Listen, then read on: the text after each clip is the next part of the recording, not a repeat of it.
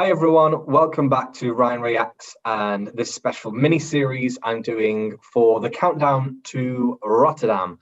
There are 39 days until the first semi-final of this year's Eurovision Song Contest, and there are 39 competing songs. So over the next few weeks, each day is dedicated to one of the competing countries, and we will be looking back at all their entries and revealing our top three.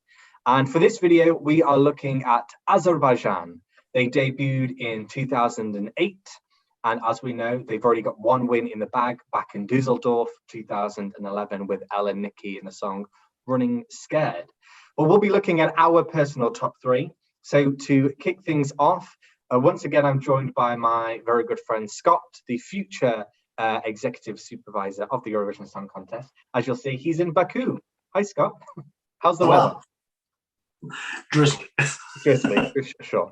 So kicking things off for Azerbaijan, my third favorite song of all time. I'm not sure how people feel about this one. I feel it's heavily underrated, but actually it is 2018. It is Azel and the song Cross My Heart.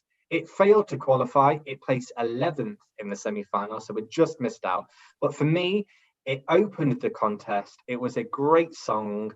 I loved the staging. I loved her in the white. There were a few graphic gimmicks. But as a song, I thought Cross My Heart was a really solid entry. I listened to it regularly. I just really, really like it. I cross my heart, I tear down the firewall. Nothing more to say. I would agree with you. The only thing I find with Aysel for this one is I felt so sorry for her. She was traditionally a jazz singer, and this was her first pop song. So I don't know whether she was slightly out of her comfort zone. For me, when you listen to the studio version, I just love it. And I don't know, there was something about the live version that's maybe a little bit underwhelming, but that was my only concern for her was I wonder whether she would have done better if she had just stuck to her own genre. Interesting. And I also believe, I think I'm right in saying that she actually lost somebody very close to her into the run-up of the contest as well. So I know she was going through quite a lot arriving in Lisbon, but nevertheless, I thought it was a really solid entry, and yeah, personally like it. So Scott, over to you, your third favorite Azerbaijani entry. Well, you know something, this song was released and on the first listen, I didn't enjoy it. It's not even competed yet at Eurovision. It's this year's entry, 2021, so it's Effendi's Mata Hari. I'm placing that there. The more I've listened to it, the more I've become engrossed in it. Now, we know that the chorus, Mata Hari, it's silly, it's repetitive, but you know something, there's something exotic about it. I love this kind of, how would I say, almost like a Turkish vibe to it, or it's yeah, I don't know. It makes it's a fusion, shall I say, a fusion of kind of songs and influences. But we'll see how it does. Azerbaijan are also known for their staging, so this stage well might actually give them quite a high placing when it comes to Rotterdam in a few weeks' time.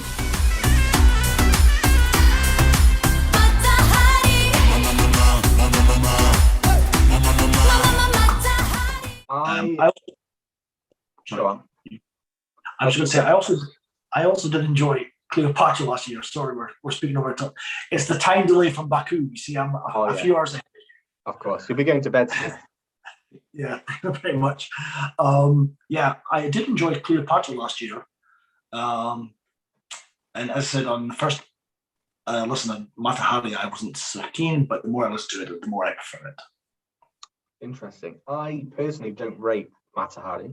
I don't know what it is. There's something about it that just doesn't sit right for me. I much prefer Cleopatra. But I mean, who knows what will happen? I'm sure. I do think that Azerbaijan will qualify this year. Maybe. I'm not sure. I don't want to say too much because I'm usually wrong. So we'll have to wait and see. Moving on to my second favorite entry for Azerbaijan.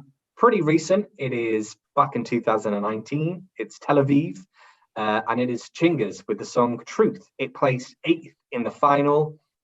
I thought this was a really solid song. Again, it's one that I listen to often. I thought he looked great. He's very handsome. I thought the song was good.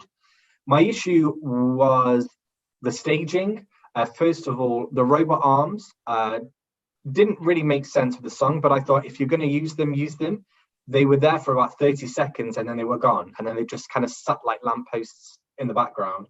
So I just found them a bit unnecessary. Again, a couple of dodgy TV graphics. But overall, I thought he sung this really well. I thought he performed it well. I like how he changed the bridge into the final chorus and did a very kind of ethnic sound to his voice, and he belted out this big note.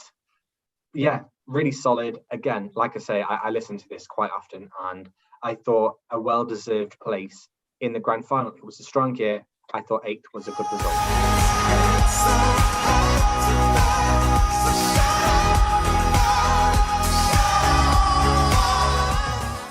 And whilst staging is important, sometimes countries can actually spoil their efforts by having overstaging, by doing too much, and that might have been the case here. But that note that he holds towards the end was just perhaps maybe the note of the year. It was he just nailed it for a male singer. That was really good. Yeah, really.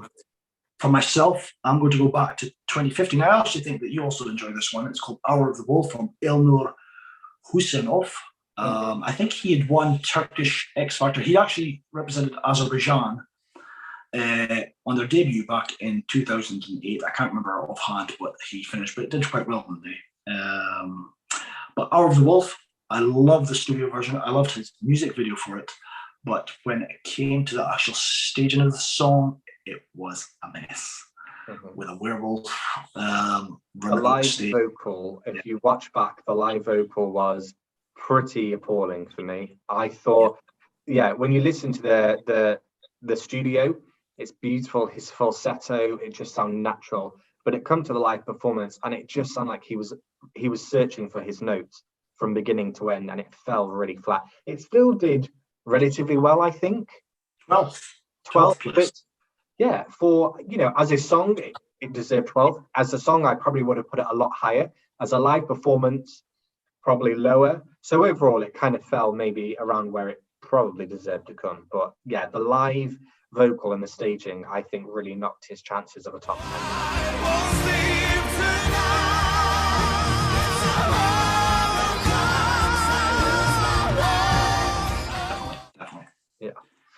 And now for your number one. My number one, and I thought there was a very, very strong couple of songs this year, a few songs, and a very, very strong winner. But I thought Azerbaijan had a chance of taking it 2 years in a row. They were hosting, it was Baku back in 2012. It is Sabina with the song When the Music Dies. I absolutely loved this. I thought it was staged beautifully. It was just her in her dress, the really beautiful Azerbaijani colours, the lighting, a really, really strong ballad. It did incredibly well. It placed 4th. And as anybody that follows Eurovision will know, to come 4th when you are hosting is quite unheard of at the moment, because the record at the moment seems to be that you kind of flop. But that wasn't the case for Azerbaijan back in 2012. A really beautiful song, my favourite from Azerbaijan. And to come 4th when hosting, I thought completely deserved. Disagree all you may, Scott, but I love this. And yeah, it was my 3rd favourite in the final, just behind Sweden and Spain, who should have placed a lot higher. But we'll talk about that in a minute.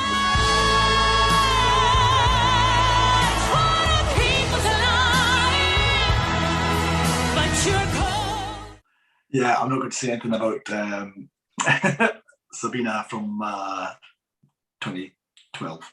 Yeah.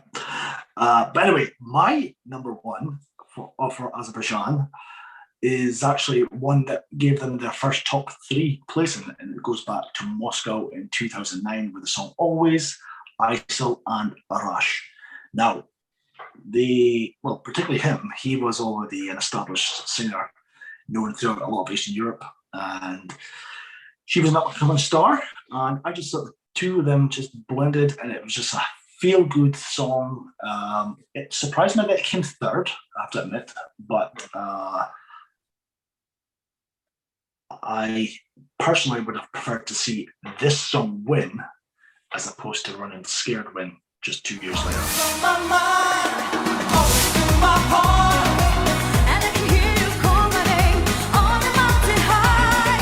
I thought if Azerbaijan had to win, they could have won it with this song as opposed to Running Scared. Running Scared is nice enough, pleasant enough, but for me, it was missing something to make it stand out like a true winner. Presentation-wise, it was nice, but no, always, yeah, it's still a good tune today. Still a good tune today. Yeah, a really, really good song. You know, like you were saying there, you look at Azerbaijan's performances, their results, and then you think of the song that actually has won, Running Scared, for me is one of my least favorite songs from Azerbaijan.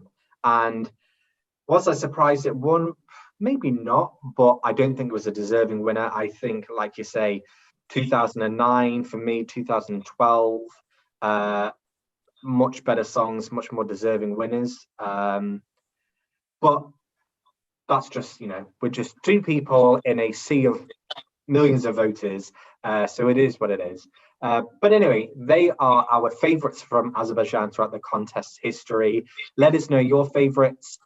Like, dislike, comment, share, subscribe, do what you got to do. Thanks to Scott for joining, and a big thanks to you guys for watching. Take care. Bye.